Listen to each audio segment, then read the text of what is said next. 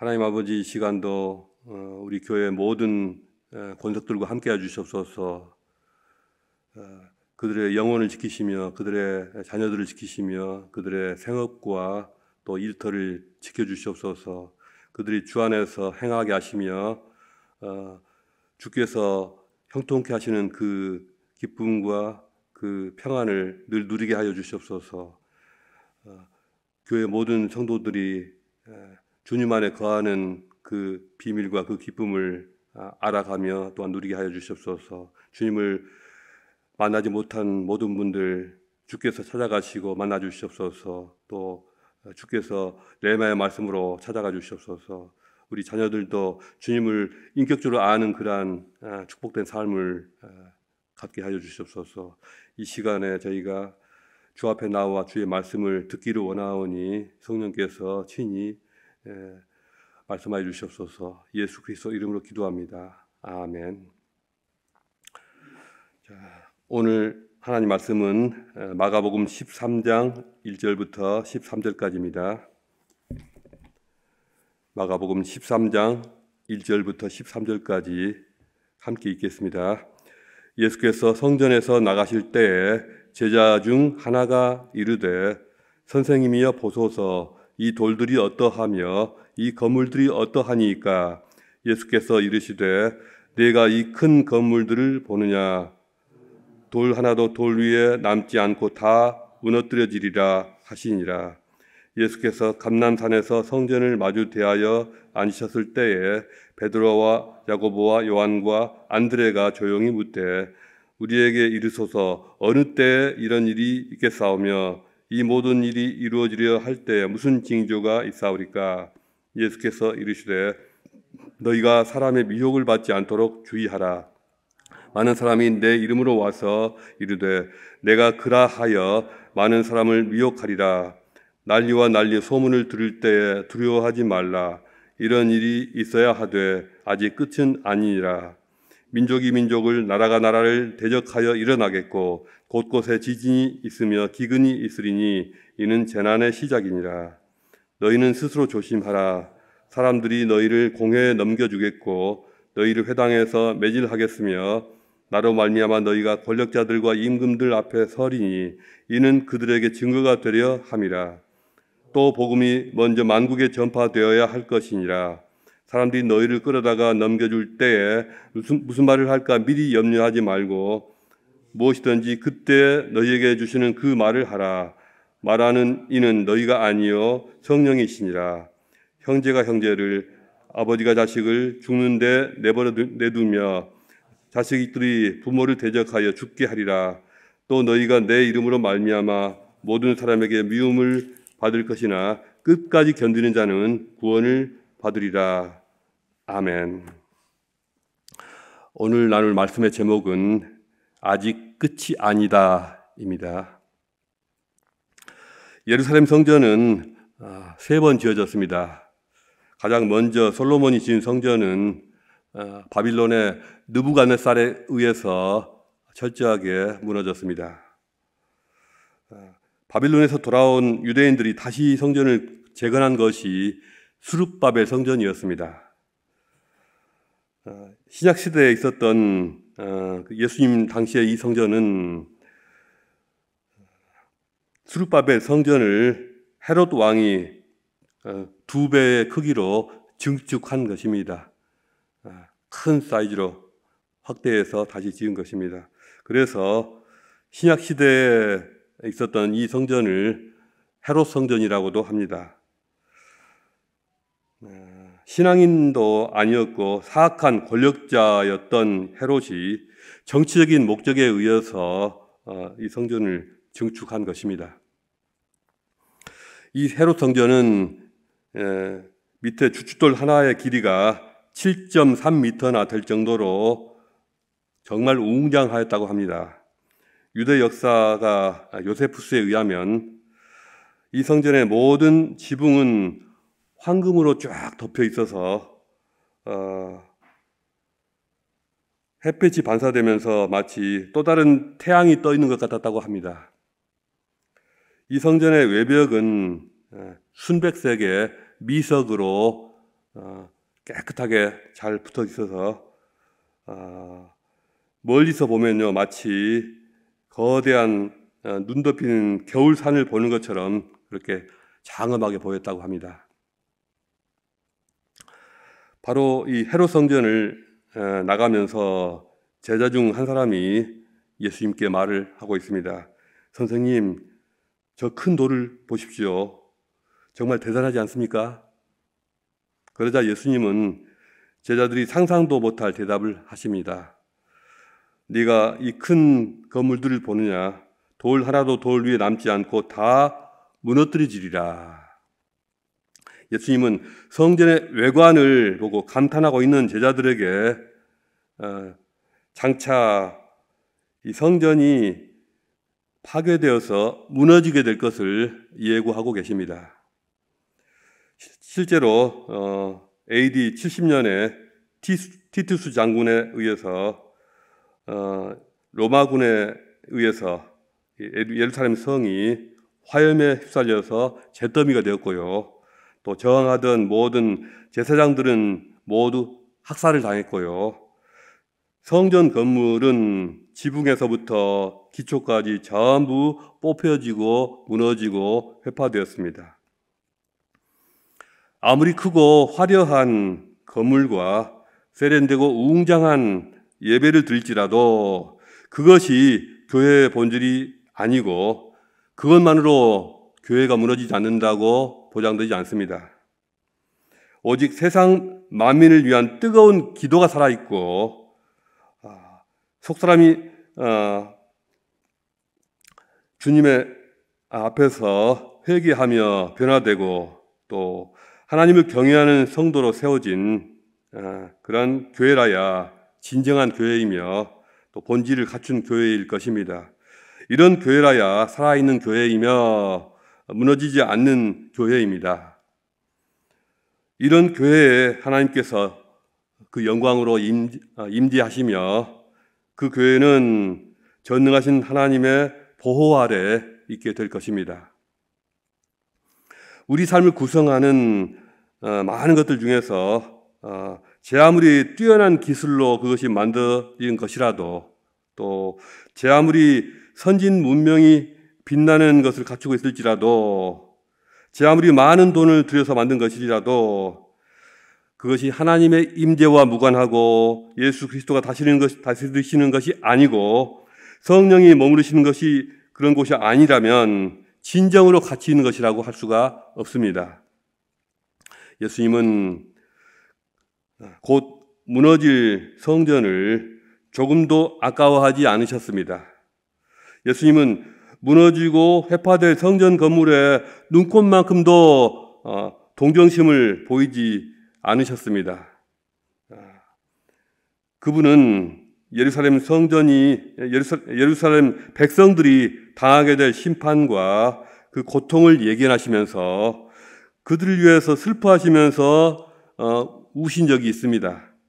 그러나 저 휘황찬란하고 웅장한 예루살렘 성전이 무너지게 될 것에 대해서는 전혀 가슴 아파하시는 그러한 모습이 나타나지 않고 있습니다. 우리가 만약 가슴 아플 일이 있다면 어떤 것에 대해서 가슴을 아파야 할까요? 우리가 어떤 것에 상심하고 슬퍼해야 할까요? 무엇에 마음을 다치고 고통을 느끼는 것이 마땅할까요? 저나 여러분에게 아무리 귀한 물건이라도, 아무리 좋은 집이라도, 아무리 비싼 자동차나 물건이라도 그것 때문에 고통을 느끼지 않으시기를 바랍니다.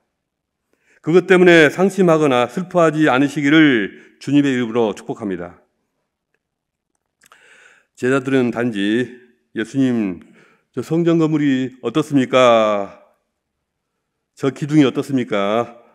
이렇게 물어봤을 뿐인데 예수님은 장차 성전이 무너지게 될 것과 또 그와 관련해서 일어날 놀라운 일들에 대해서, 두려운 일들에 대해서 다 예언하십니다. 왜냐하면 예수님이 제자들과 함께 두 번 다시 성전을 찾을 일이 없기 때문입니다. 제자들은 깜짝 놀랄 수밖에 없었습니다. 그럼에도 예수님께 선뜻 되묻기가 어려웠습니다.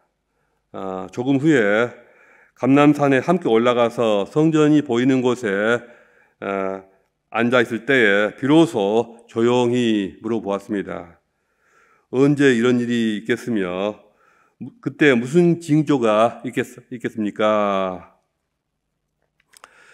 재미있는 점은 예수께서 그 전에 당신이 죽으실 것을 3번씩이나 미리 말씀하셨는데도 불구하고 단 한 번도 그 일이 언제 있겠느냐고 묻는 사람이 없었다는 것입니다. 그런데 성전이 무너지고 또 파괴될 것을 말씀하시자 화들짝 놀라서 그 일이 언제 있을 것인지를 묻고 또 그 징조도 묻고 있습니다. 제가 생각하기로 예수님이 죽임당할 것이라는 그 말을 들었을 때 그 제자들의 뇌가 다 올스톱이 되고 아마 블랙아웃 상태가 되지 않았을까 싶습니다. 그러나 반면에 성전이 파괴되리라는 그 말씀을 들었을 때 그들의 뇌 속에는 아마 붉은색 등이 깜빡깜빡하면서 이렇게 경고등이 켜지지 않았을까 싶습니다. 모든 유대인들에게 있어서 성전의 파괴는 곧 세상의 종말을 의미했기 때문입니다. 예수님의 제자들마저도 아직도 성전이 온 우주의 중심이라고 그렇게 믿고 있기 때문입니다. 제자들은 성전이 무너질 것이라는 그 말씀을 세상의 종말이 올 것이라는 그런 뜻으로 받아들이고 있습니다. 그러나 예수님은 그들과는 전혀 다른 태도를 보이십니다.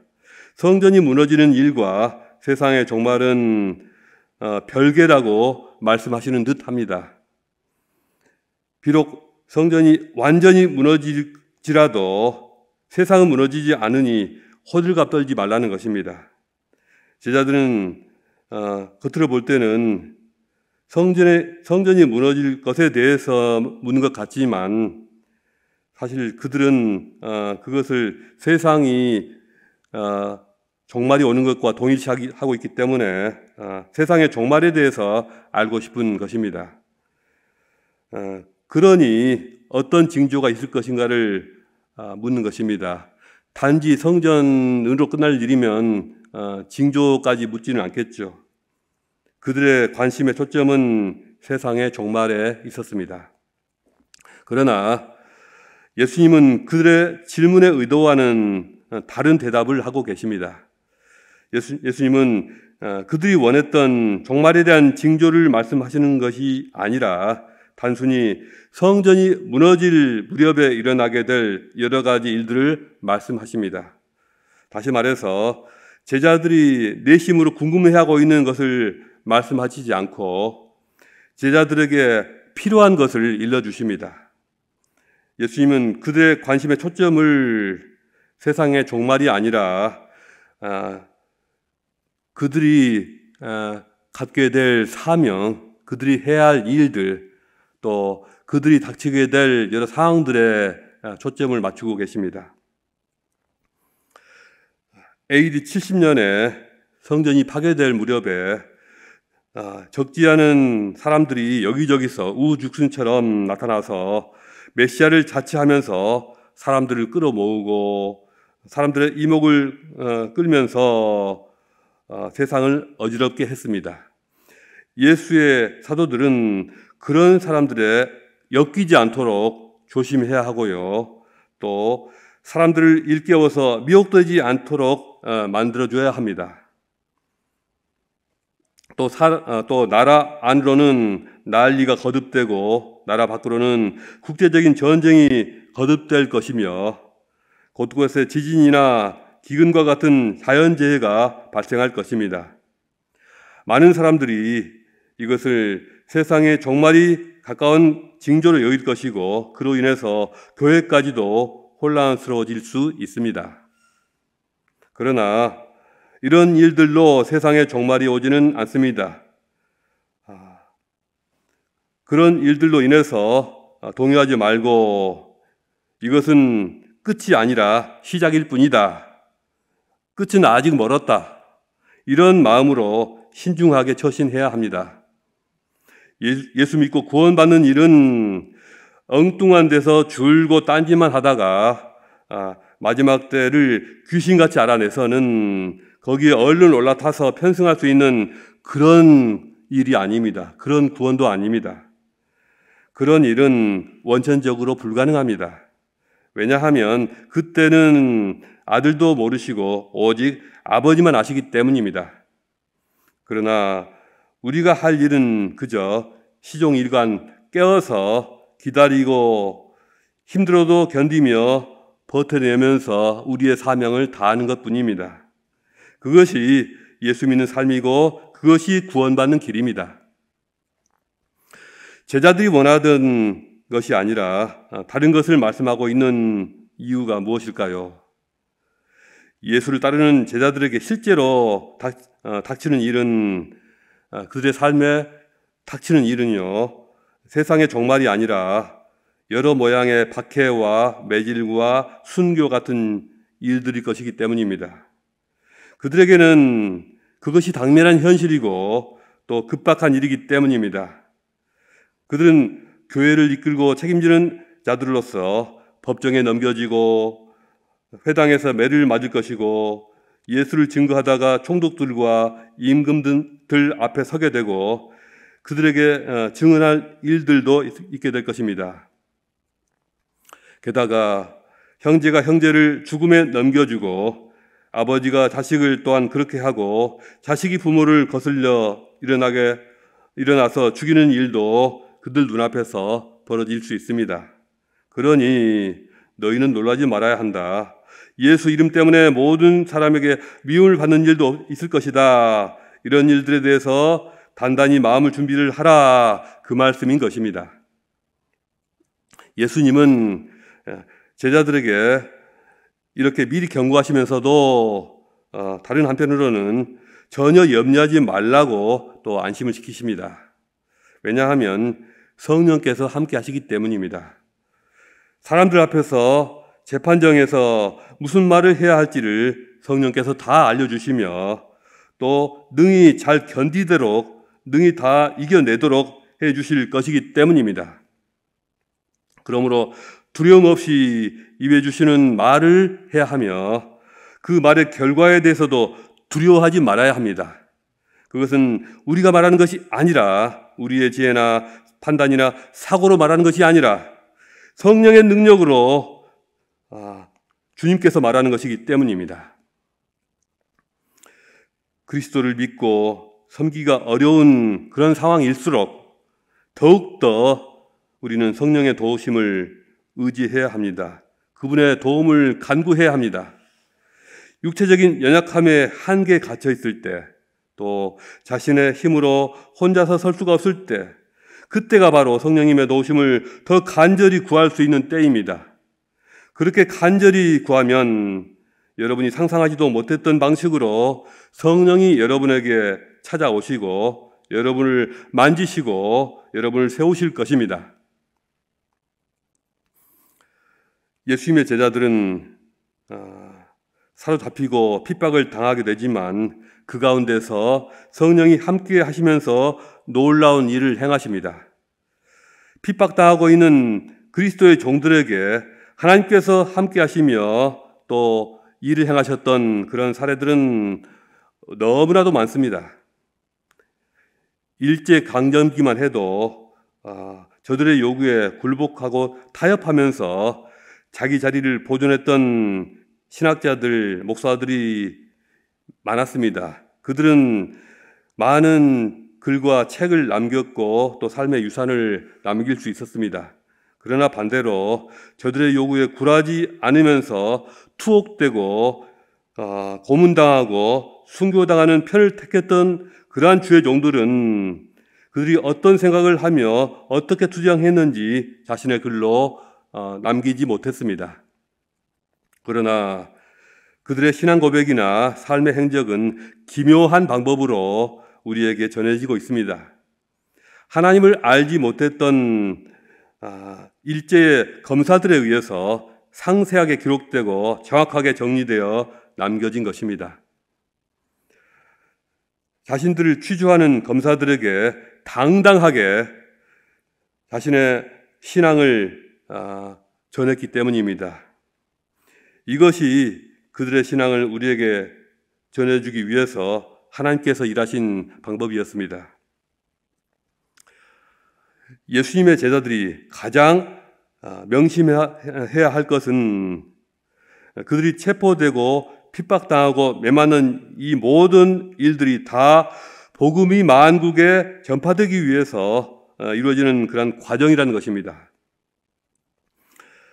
이렇게 그들이 체포되어서 재판을 받고 대제사장 앞에서 서게 되고 총독 앞에 서게 되고 왕 앞에도 서서 해야 할 말을 하면서 복음이 필요한 곳에 그 복음이 전달되고 있습니다.